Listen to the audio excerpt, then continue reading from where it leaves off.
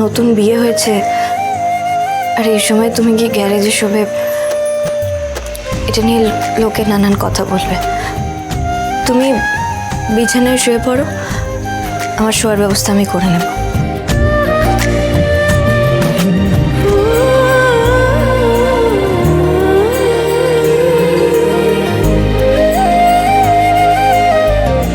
কাল রাতে খাটে শোয়নি, নিচে শুয়েছিল।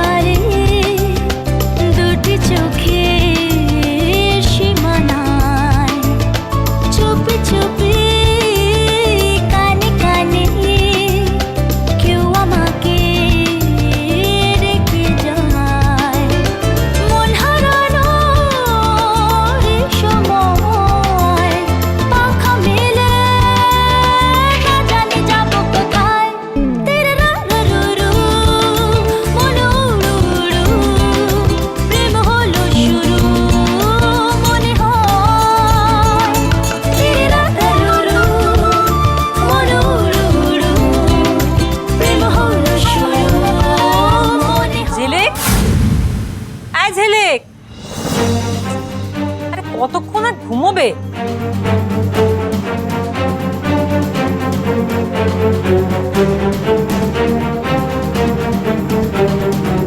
আক্কেল জ্ঞান নেই, আমি বাজার হাতে এসে দাঁড়িয়ে রয়েছি আর সব ঘুমোচ্ছে।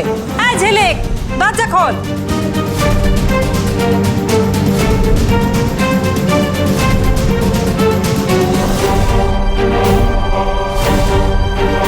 দেবা, দেবা ওঠো। দেবা, কি হয়েছে? ওঠো না, কমলা মাসি ডাকছে, দরজা খুলতে হবে। তুমি গিয়ে বিছানায় গিয়ে শো। ওঠো। দেবা, তোর বউ আর কতক্ষণ ঘুমোবে পটের বিবি হয়ে? আরে ওঠো না।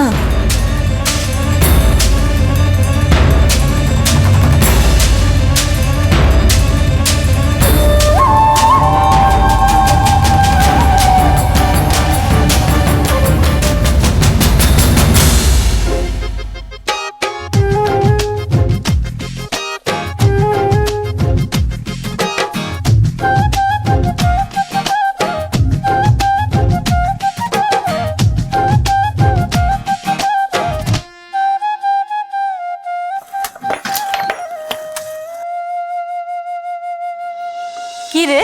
হ্যাঁ, কোন দেশের মহারানী তুই যে এত বেলা অবধি পড়ে পড়ে ঘুমোচ্ছিস? কটা দাসী বাঁধি আছে বাড়িতে যে সব কাজ করে দেবে?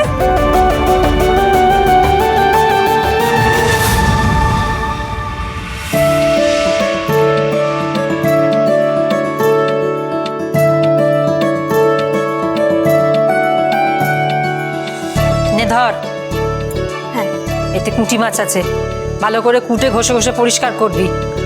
দেবা আবার পুঁটি মাছের ঝাল খেতে খুব ভালোবাসে। ধর। বাজারে গেছিলে নাকি মাসি? হ্যাঁ রে। এই নাও, এই ক্রিমটা আমি তোমার জন্য এনেছি। ও এনেছিস? হ্যাঁ।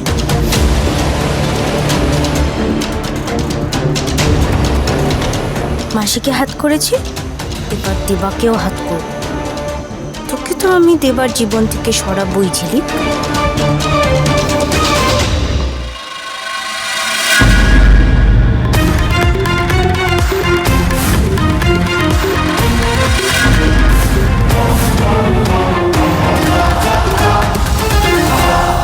কি হলো, এখন এখানে হাঁ করে দাঁড়িয়ে রয়েছিস কেন? বললাম যে মাছগুলো ভালো করে কুটে ধুয়ে নিবি। শোন, এমন ভাবে আঁশ ছাড়াবি যেন একটাও আঁশ না থাকে, খাওয়ার সময় যেন গালে আঁশ না পড়ে। যা।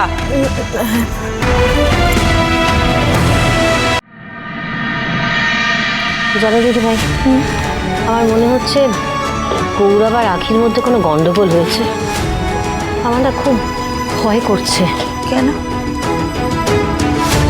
কি হয়েছে রে?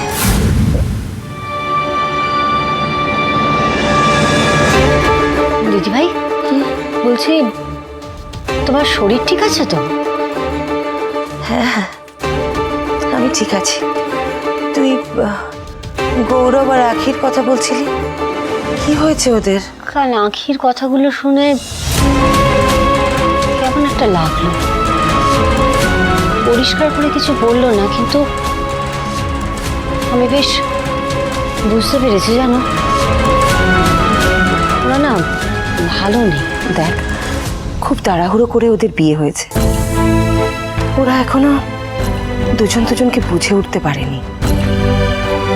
একটু সময় দে ছোট। আমাদের আখি, গৌরব দুজনেই খুব ভালো,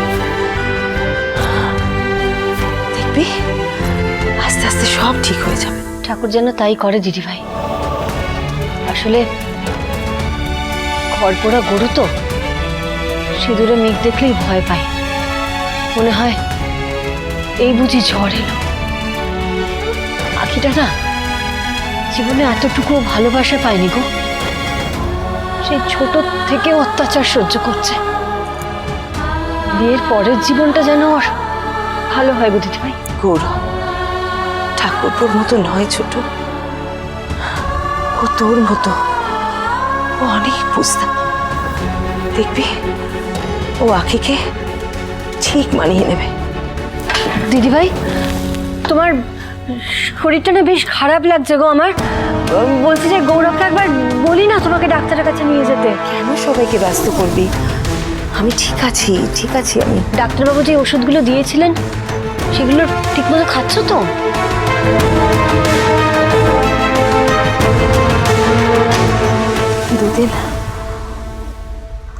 দুদিন খাওয়া হয়নি রে। আসলে আসলে ফুরিয়ে গেছে। আর তো দাদাকে আমার বলা হয়নি। সে কি, তুমি তুমি দুদিন ধরে ওষুধ খাচ্ছ না? আমাকে তো বলতে পারতে দিদি ভাই। আর কত বলবো ছোট, আর কত বলবো? আর হাত পাততে ভালো লাগে না। সব কিছুর জন্যই তো ওই মানুষটার কাছে হাত পাততে হয়।